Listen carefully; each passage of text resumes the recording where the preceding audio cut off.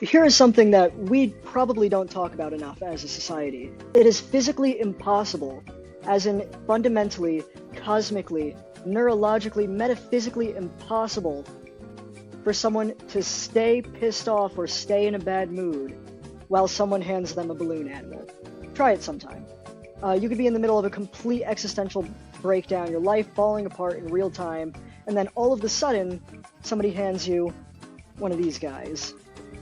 A squeaky little dog made of latex. So what are you going to do in that moment? You're going to smile, you're going to laugh, or at the very least, whatever mental process you were in the middle of, it's going to get hitched for a second, it's going to pause. Something interrupts. The balloon animal has successfully broken the energy field. Because what we're dealing with, it's not just some cheap party trick, it's not just clowns and chaos and all that.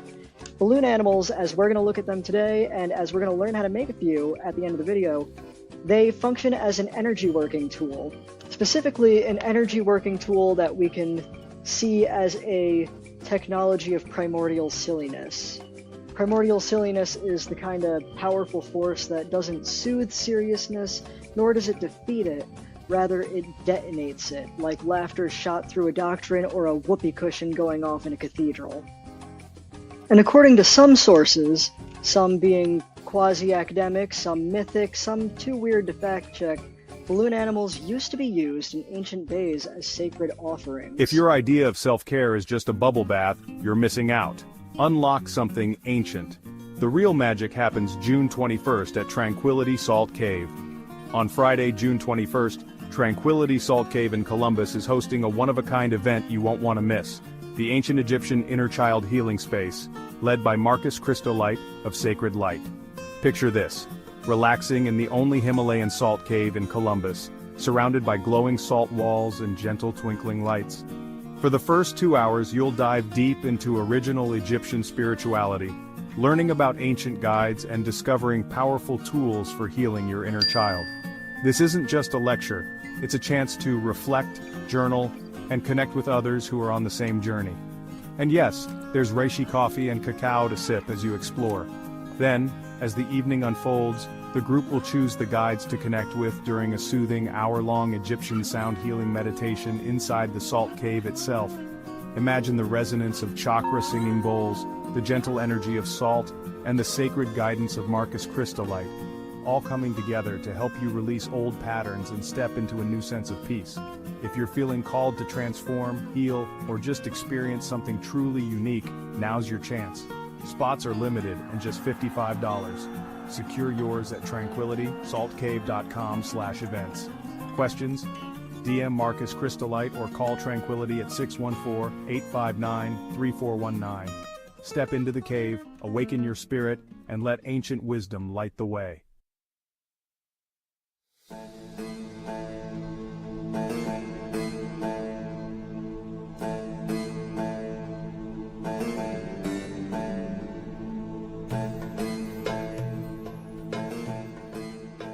Not made from rubber, but from cat guts.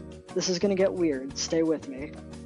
Balloon twisting as we know it, and by the way, I don't know why my webcam keeps turning things into all kinds of colors, but balloon twisting as we know it historically showed up around the 1930s and 40s, with performers such as Henry Marr being some of the first to bend inflated tubes into these zoo-shaped Zoroastrian fever dream looking things. But the use of hollow bodies inflated with air, or spirit/life force, as one could look at it, doing that to create temporary offerings or effigies, that is much older. Or at least according to urban myth it is. Several sources, some of them quasi-academic, most of them being weird GeoCities looking websites, and the furthest back that I could find, at least, talking about this ancient balloon animal art being one bizarre ballooning manual from the 70s. As the story goes, the Aztecs allegedly used animal intestines, particularly cat intestines, as early balloon twisting materials. And these were ritual objects. They were created through a long, several-day, precise and sacred process. First, the cat was slaughtered in a ceremonial ritual. The intestines were harvested, they were meticulously cleaned out, cured, sewn shut with this airtight vegetable-like resin twine, and after they were all dried out and good to go, they were inflated and shaped. Not for fun, but as religious offerings. The shapes these were made into? Usually animals. The purpose was to offer breath, literal breath, into something ephemeral. It was a gift to the gods. It was a demonstration of impermanence. A joke? Yeah, kinda. But it's the kind that's so old, allegedly, that it loops back into reverence. Anyway, back to how this urban legend goes. So the Aztecs, they love making these things out of cat intestines. They're usually in the shape of dogs or donkeys. And after they put them on the altar, they set them on fire. That's how they make sure the gods are getting that. But then supposedly, according to that one weird balloon manual I mentioned, and a few other sources, there was a cat plague. A widespread illness that just wiped out many of the animals, mostly cats, that were once used for these rituals. And according to fringe records, some priests then began using human intestines instead. Because these balloon animals were that important, damn it! Our gods will be getting their fun balloon animal, and it doesn't matter if Bob has to die for it to happen. And if we're choosing to assume this is true, it's not. This wouldn't be an act of brutality necessarily, rather continuity in the spiritual sense. The sacred offering needed a vessel. The practice had to live. And the symbolism only would have gotten heavier. It's like saying, now we are the offering. We are the joke. We are both the clown and the balloon that he's inflating. And to be fair, there is something deeply esoteric in the act of inflating something dead, shaping it into something playful, and then releasing it back into the world. In both Aztec, or at least in urban mythic Aztec, and modern forms, it follows an ancient magical logic. You take something lifeless, whether it be a casing, a pig bladder, which has also been used as early balloons, or, a balloon, a latex rubber balloon. Then you fill it with spirit, you fill it with either breath, with helium, but always with intention. You shape it into something freaking ridiculous, something absolutely absurd, and then you offer it up. That is spellcraft. That is performance. That is ritual. It is the ceremonial power of pizzazz. And while we're on the topic of modern-day balloon art, let's talk about what we're putting inside these things to make them float these days. Helium is the second most abundant element in the universe. That's what we're filling balloons with. Seems pretty innocent, seems pretty mundane. We put in balloons, they float, yay! Sometimes at a party, you'll open one up, you'll breathe it in, then you sound like a cartoon mouse for about 30 seconds. But helium, existentially speaking, is pretty freaking unhinged. I have another video about helium that I did a while ago that I may or may not link in the comments or something. But anyway, let's take a closer look at helium. This is what we're putting in balloons, and helium is essentially what happens both when the universe gives birth to consciousness, as well as when it falls apart. On one end of the spectrum, helium is born inside of stars. That's what nuclear fusion is. It's hydrogen atoms being smashed together under pressure and heat so intense that they basically become one thing. And in that act, they produce energy, which is what a sun uses to power itself. And that one thing, that it releases as a byproduct, a waste product actually, is helium. That's what keeps stars burning. That's the exhale of the sun. It's the reason you're not dead right now, is because the sun, a star, is fusing hydrogen atoms to fuel itself, and it is exhaling the waste product of helium.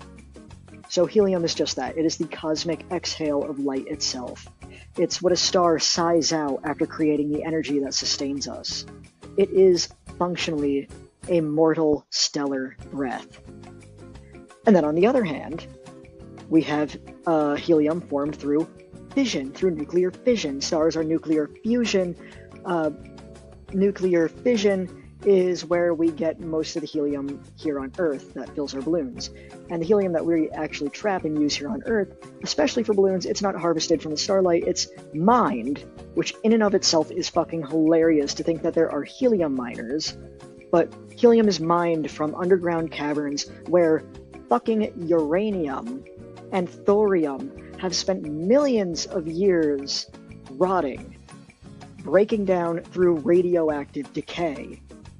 The technical term is alpha decay, but what it means is that those atoms get so unstable that they start shedding chunks of themselves, and those chunks just happen to be helium nuclei. So we gather up the leftovers of nuclear death, we bottle them, and then we give temporary joy to a latex flamingo. And what better punchline than that? Helium has a dual origin story. It is born in the heart of a star that gives its life for the generation of civilizations like ourselves, but it's also the fallout of radioactive entropy. That's not just scientifically cool, it is spiritually perfect, and it aligns with helium being the noble gas that aligns with the Hermetic principle of correspondence. Again, I talked about that in a different video. But we've got the yin and yang of cosmic absurdity. Stellar birth and nuclear decay both packed into a single party favor. And that's what we're doing with balloons. That's what we've been doing when we fill up balloons with this shit. Every time we fill up a balloon and hand it to a kid or a clown or someone trying not to cry at their third divorce party, we're literally offering them the sacred contradiction of the universe with a smiley face printed on it. And it's fucking stupid, but it's so beautiful and it's so sacred. And, you know, it squeaks when you touch it, and it makes your voice funny when you breathe it. And if that's not divine, I don't know what is. Alright, balloon tutorials. Here's how we twist a few simple ones. Alright, first one we're going to do, it's going to be the dog, the most simple one. Right, you're going to inflate your balloon so that way there's still this much left. That's going to be important. So we're first going to start off. Oh, these balloons suck. Hang on. Alright, first one, you're going to fold it into a U shape and give it a couple twists. Right? There's the head. You're going to repeat that process again. Right? So fold the legs, or make sure you have a good length for the neck. Then you're going to do that twist again. Then you've got that. And finally, you're going to do that one more time. Pray to God this balloon doesn't pop because they're loud. There. Now you've got a dog with a long tail.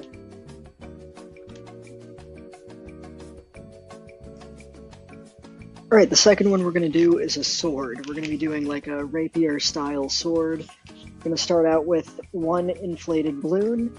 Make sure you've got that little tail at the end. It doesn't have to be, you know, that long, but you're going to want at least something. First step, try to squeeze the end that you tied. Squeeze it a bit to get some of the air out of it. Push toward the other end. And once you do that, you're going to put a tiny little sausage link at the end. That's it, just one. Then we're going to do another U-fold. Try not to pop these things. It's like 3:30 a.m. Oh my god, I have work in like 4 hours and I'm making fucking balloon animals. So then you got that. Right where that lines up, make another fold right here. Once you have your little horseshoe here where you've got your fold, you got your little sausage link, and you've got your longer sausage link, you're going to twist these two notches together, like so.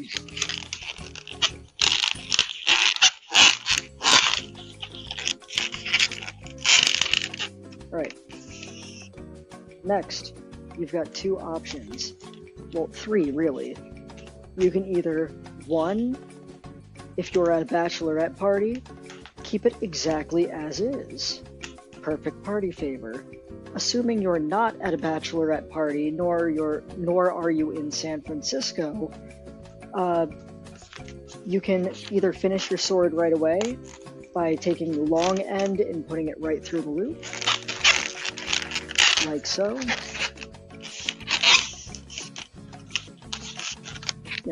Which gives you your finished rapier, just like that. Or, if you want to be more fancy with it, let's take it back out. Oh, I got a cat here in my mouth. You're gonna start right here, right? You're gonna do a few more of those little sausage links.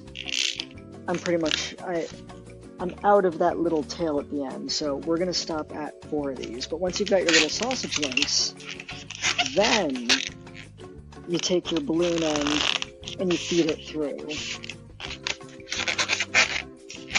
And that gives you a little bit more definition. Just like that, you've got a balloon sword.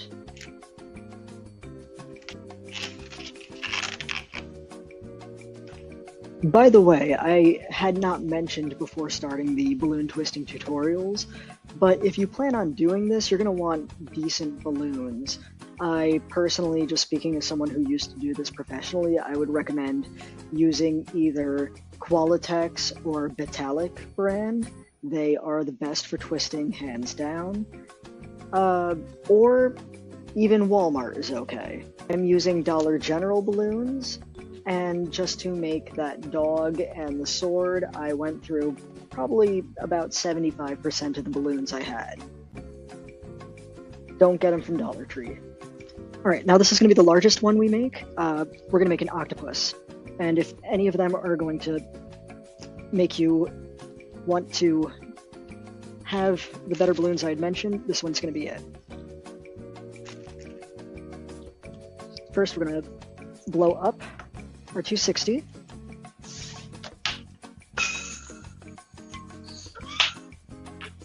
Alright, so once it's inflated, you're going to want to let the air out. That stretches it. Then take a pole, something like paper towel tube width or a little smaller is ideal. Take it and carefully wrap your balloon around it. You make sure it's laying flat and it's not twisted. Hold the top against your tube. And then when we inflate it, what we get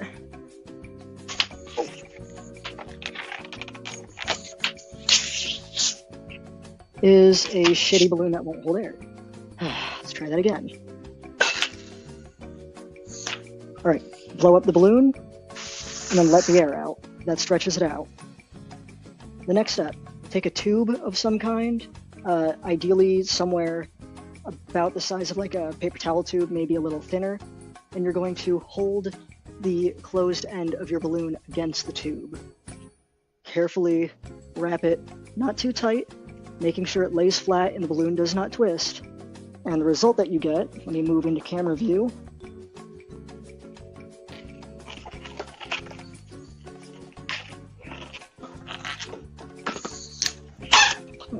is a popped balloon. Okay, take 3. Take the balloon, inflate the balloon, release air from the balloon, wrap it around the tube exactly as we've done a few times now. Then put it on your air pump, and the result, when you blow it back up again,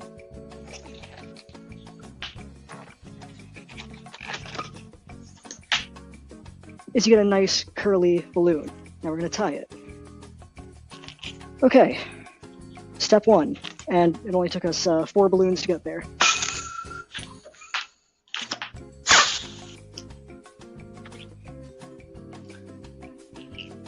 So as I make this, I just can't help but remember when I was doing like balloon stuff for a living, where we'd put in these massive balloon sculptures for people.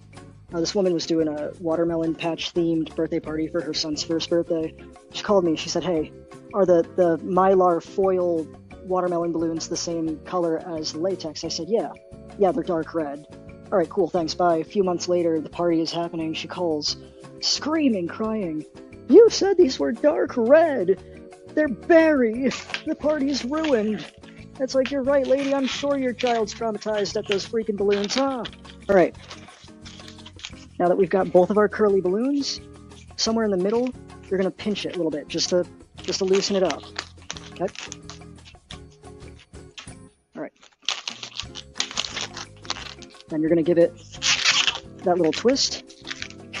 Give the other one a little twist.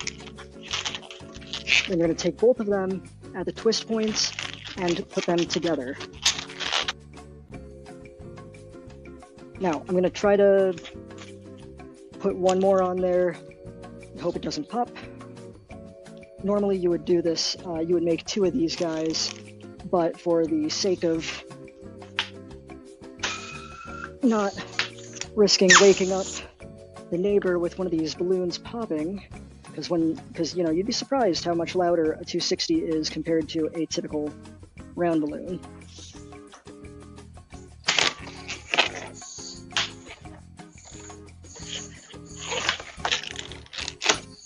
There. And the air is not staying in that one. You know, believe it or not, Walmart has decent balloons. You know, even Walmart should be alright. I'm out of blue balloons, so it's gonna have a couple green tentacles. I will never forget, like, sitting quietly in the store that I worked for, the company I worked for. I was the only employee at the location. And I was doing inventory one day when all of a sudden a balloon about 4 feet in diameter in one of our displays popped. And boy, that's something that'll wake you up. Will wake you up and just about launch a brick right out of your ass. Alright. Gonna squeeze that, attach it to the rest. There. So that's gonna be our base.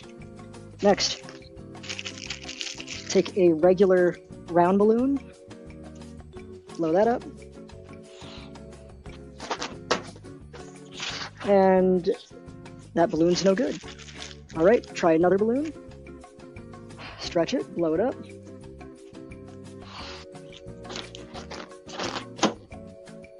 Right, now you're not blowing it up all the way because you want enough of this little tie to use. Take that. I can feel this balloon releasing air out of a bunch of teeny tiny holes, so I guess it's us in a race against time right now. We're gonna take that and stretch it around there.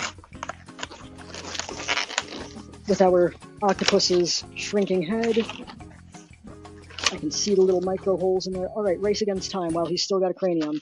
We've got our octopus. Now you're gonna take a white balloon, or 2 small white balloons, but I only have 1 small white balloon. Just kidding, I have 0 because that one has a hole in it. Alright, our guy has a shrinking head. Take a yellow balloon. Don't blow it up all the way because you need space to twist this one. Now, it's not inflated all the way because what you're going to do is squeeze it in the middle. And then you've got it like that.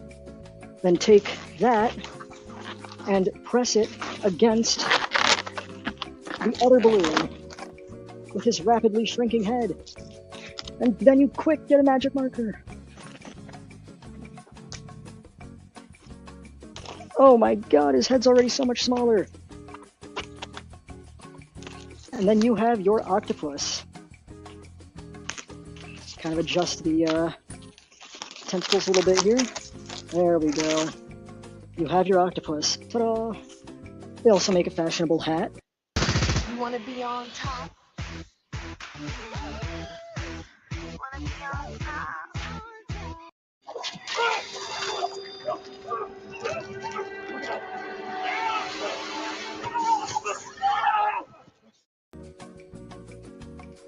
It's about 5 a.m., so here's how we're going to wrap this up. The balloon is not a distraction. The balloon animal is not a distraction. The clown is not a fool. You are. I am. All of us are. And that's not an insult. That's the blessing of being. Because in a world that is engineered to bury your awe under deadlines and data plans and capitalism, a balloon animal is a squeaky, inflatable resurrection spell. It pulls us back to the surface, back into our body, back into the weird, dumb, sacred right now of the present moment. So let it squeak. Let it wiggle, let it pop, let it be silly as hell. Because in that ridiculousness, that is everything that the priests through all of history have been too afraid to say. Meanwhile, the clowns say it anyway. With a honk, with a twist, and when the whole world feels too unbearable to face, sometimes the only true liturgy left is the one where the air inside of a balloon that came from a dying star gets wrapped in latex and it's handed to a complete stranger. That's not mockery. That's holiness. And every time it squeaks, every time it pops, every time it, makes somebody's voice high pitch, all of us laughs. And the universe laughs with us.